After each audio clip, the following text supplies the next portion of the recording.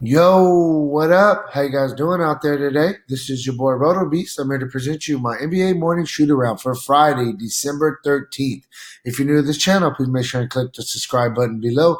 This way you can watch all my NBA, NFL, and MLB videos. If you haven't came and checked out our website here at dfscheatsheet.com, you're absolutely missing out.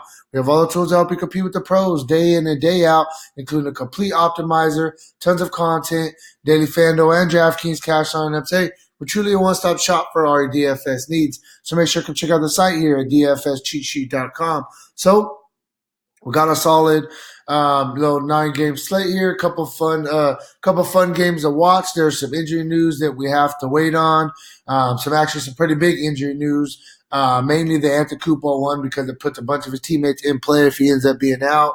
Yeah, man, let's jump into this. We'll do this the way we usually do it. We'll go position by position, and I'll give you the top 5 or 6 plays that I think are the best at each spot. Try to get you a couple of guys to pay up for, a couple good value plays as well.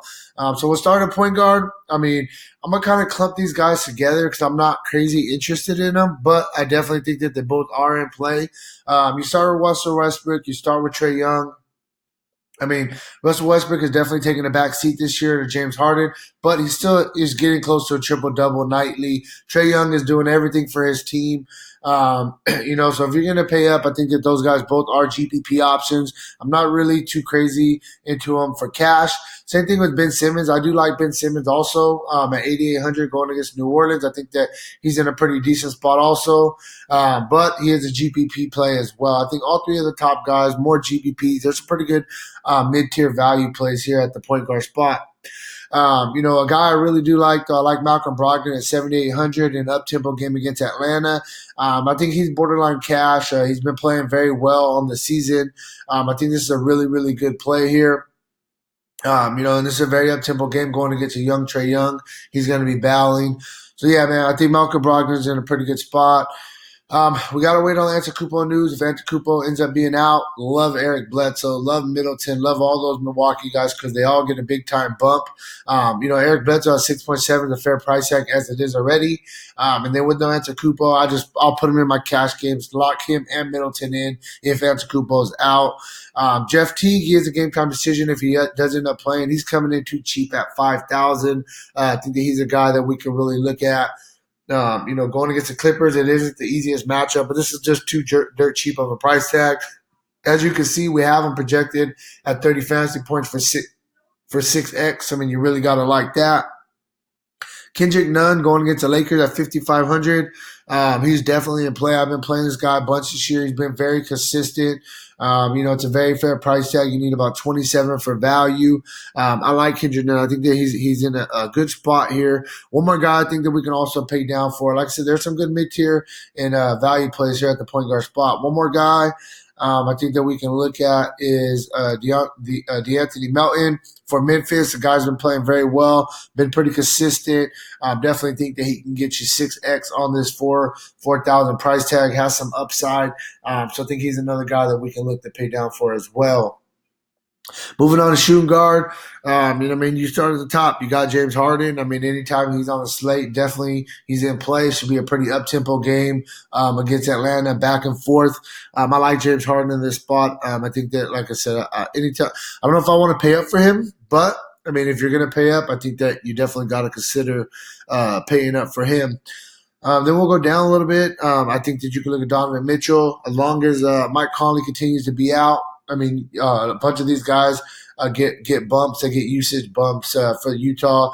Donovan Mitchell is one of those guys that definitely gets a big-time bump. You can look at Jimmy Butler. He's going to, come out. He's going to want the ball going against LeBron. Anthony Davis, this game should be pretty competitive.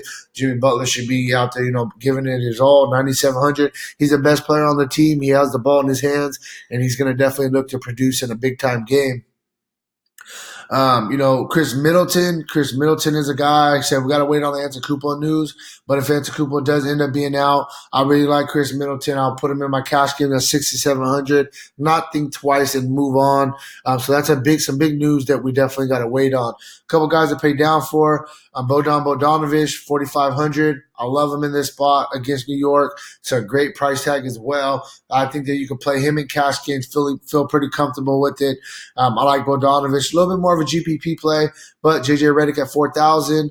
I think that, he gives you a little bit of upside on this price tag going against Philadelphia, his former team. He's going to come out with a chip on his shoulder, look to shoot the ball. And we know JJ Redick could get us 30 fantasy points, which would be, 7, 8x on this 4,000 price tag. Going to small forward, we got to wait on the Antetokounmpo news. If he does end up playing, you got to consider him. I don't know if he's going to play, though. It's not looking very good.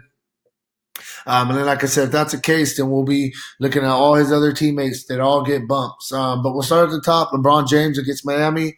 I definitely think this is a pretty good spot for LeBron. 10.6. This game should be, pretty competitive, going against his old head coach as well. LeBron's in a pretty good spot here. A couple more guys. We can look at Paul George, 9,300. He's in play. Tobias Harris is coming in too cheap at 7,800. I like him as well, even though it is the second end of a back-to-back. A guy GPP, but I think we can look at Jonathan Isaac in up-tempo game against Houston. Pretty good spot right here for him. And then one more guy that has been getting a bump with, we talk about the point guard being out for Utah, Joe Ingles at 5,500. I think Joe Ingles is in a pretty good spot here to have a good game against Golden State. The minutes have came up. Also, the price tag has came up, but the production is also coming up as well. I still think just a very fair price tag for Joe Ingles. Moving on to power forward, Anthony Davis, surprise, coming in as a game-time decision. He's been a game-time decision all year. It is what it is. I expect him to play. 11.2, I think that this is a pretty decent spot for him. Miami, he's going to be going against – if he's going to be going against Bam, Bam is a good defender. But, this is Anthony Davis. Top 5 player in the league. I'm not going to shy away from the matchup against anybody. Definitely think that he is in play. Kawhi Leonard, if he does end up playing it today, then I think that he is in play going against Minnesota. Domantas Sabonis, I like him at 9,000. I think that, it's an up-tempo game against Atlanta. Definitely think that he's in a good spot here. Jaren Jackson, strictly a GPP play, but I like Jaren Jackson. The young guy definitely is a baller. He definitely has some upside for us here.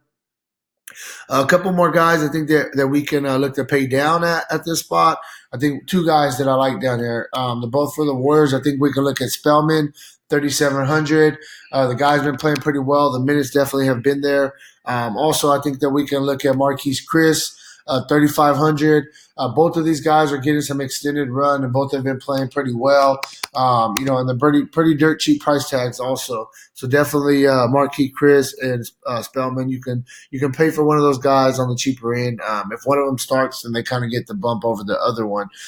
Moving on to center to finish it off, Karl-Anthony Towns, 11.1. Definitely think that Karl-Anthony Towns is in play.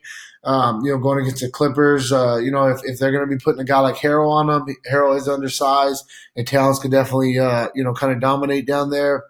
Rudy Gobert going against Golden State. This is a spot that Gobert could definitely have a really, really good game.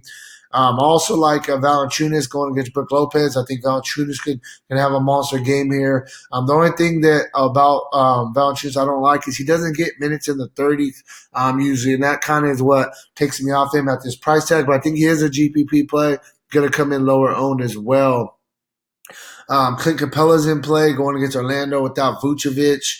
Definitely think that you can look at him. Also, Wendell Carter, if he does end up playing at 6,500, I think he's a guy we could consider as well.